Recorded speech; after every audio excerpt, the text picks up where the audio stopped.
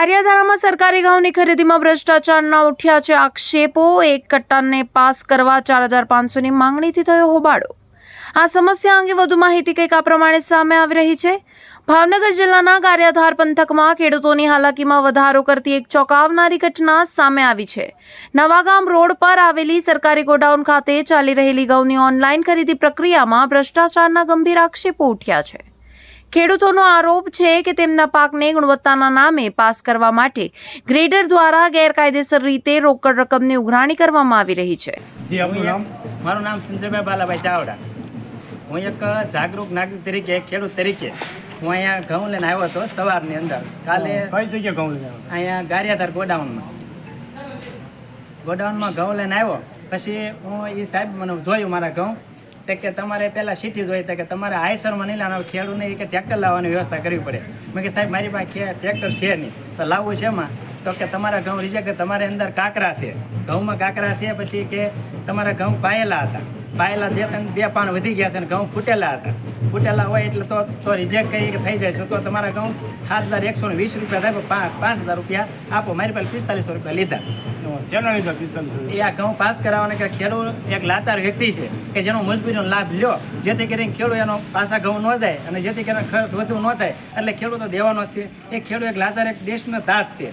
તાતમાં જો પૈસા લેવામાં આવે તો સરકાર પછી જે એજન્સી હોય, જે કોઈ પણ હોય, એને પગલાં લેવા જોઈએ। કારણ કે ખેડૂત, આજ હું એક ખેડૂત છું, કાલ બીજા ખેડૂત આવવાનો, બધા લોકો છેતરાવાનો છે। અને આપણે સરકારે 517 રૂપિયાનો ભાવ જાહેર કર્યો, યાર્ડમાં જાઓ તો 400 રૂપિયા માંગે, તો ખેડૂત લખાવે શું કામ સીસીઆઈમાં કે ભાઈ 2 મહિના રાહ જોઈ કે આપણે છોકરા મહેનત કરે અને જેથી કરીને આપણે 2 રૂપિયા વધુ પૈસા મળે અને વળતર મળે, એના માટે ખેડૂત ઓનલાઈન શરૂ કર્યું। ઓનલાઈનનો લાભ લઈને આ લોકો ગેરલાભ લેશે ખેડૂતનો કે પૈસા આપો। ખેડૂત પૈસા ન આપે તો કે ઘરે લીધો, તો એનું ભાડું, એની મહેનત, એની મજૂરી કોણ દે? તેને હિસાબે મેં મારા કાકાને ફોન કર્યો, તેને કીધું કે તું પૈસા દઈ દે, જેથી કરીને આપણે પાછા ન લાવવા પડે। હવે ટ્રકનું ભાડું 2500 રૂપિયા થાય। કેટલા પૈસા કેટલા આપ્યા? 4500 રૂપિયા। અને પૈસા આપ્યા પછી તમારા ઘઉં? આ પછી મારા ઘઉં વજનમાં લીધા, ધોખાવાનું ચાલુ કર્યું, પાસ થઈ ગયા। હાલમાં સરકાર દ્વારા ટેકાના ભાવે ઘઉંની ખરીદી કરવામાં આવી રહી છે। ગારિયાધારા ગોડાઉન ખાતે જ્યારે ખેડૂતો પોતાનો માલ લઈને પહોંચ્યા ત્યારે ત્યાં હાજર ગ્રેડર અને સ્ટાફ દ્વારા ઘઉંની ગુણવત્તા ચકાસવાના બહાને ખેડૂતોને પરેશાન કરવામાં આવ્યા હોવાનું જાણવા મળ્યું છે। ખેડૂતોએ મીડિયા સમક્ષ ચોંકાવનારો ખુલાસો કર્યો હતો કે ઘઉંનો જથ્થો પાસ કરવા માટે એક ખેડૂત દીઠ 4500ની માંગણી કરવામાં આવી હતી। આ ગેરરીતિની જાણ જ્યારે સ્થાનિક માર્કેટિંગ યાર્ડના વાઇસ ચેરમેનને થઈ ત્યારે તેઓ તાત્કાલિક સ્થિતિનો તાગ મેળવવા સરકારી ગોડાઉન ખાતે દોડી ગયા હતા। જોકે વાઇસ ચેરમેન અને અન્ય અગ્રણીઓ ત્યાં પહોંચે તે પહેલા જ ખેડૂતો પાસેથી કથિત રીતે નાણાં ઉઘરાવનાર શખ્સોનો ભનક લાગી ગઈ હતી અને તેઓ સ્થળ પરથી નાસી છૂટ્યા હતા। ભોગ બનનાર ખેડૂતોએ જણાવ્યું હતું કે એક તરફ કુદરતી આફતો સામે લડીને અમે પાક તૈયાર કરીએ છીએ અને બીજી તરફ સરકારી કેન્દ્રો પર અમારું શોષણ થાય છે। જો અમે પૈસા ન આપીએ તો અમારા માલને રિજેક્ટ કરવાની ધમકી આપવામાં આવે છે। આ ઘટનાએ સરકારી ખરીદી પ્રક્રિયાની પારદર્શિતા સામે મોટા સવાલો ઊભા કર્યા છે। વાઇસ ચેરમેનને આ મામલે ઉચ્ચ કક્ષાએ રજૂઆત કરી જવાબદાર ગ્રેડર અને સંડોવાયેલા કર્મચારીઓ સામે કડક પગલાં લેવા અને ભરવાની માંગ કરવામાં આવી છે।